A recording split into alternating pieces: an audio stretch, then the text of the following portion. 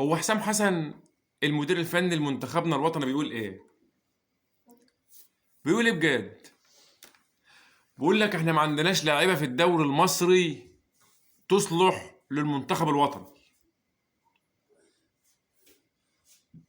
طيب وانت قبل ما تمسك المنتخب، ايام ما كنا بنجيب كروش والمدربين التانيين، كنت بتقعد في الاستوديو التحليلي وتقعد تقول احنا عندنا منتخب قوي وعندنا لعيبه، بس مفيش مدير فني بيجي ناجح، مفيش مدربين كويسين.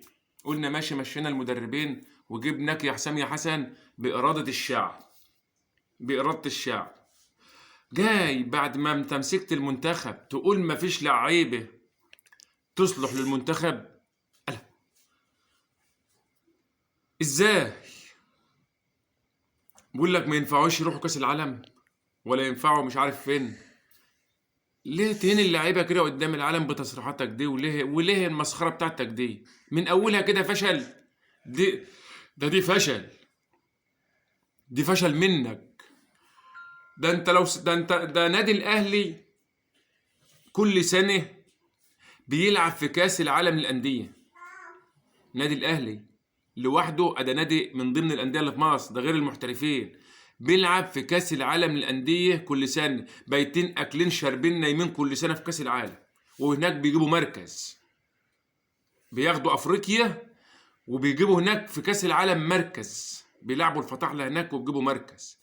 تقول لي وبعدين كمان الزمالك وصل نهائي الكونفدراليه، جاي تقول مفيش لعيبه تصلح للمنتخب؟ دي فشل منك.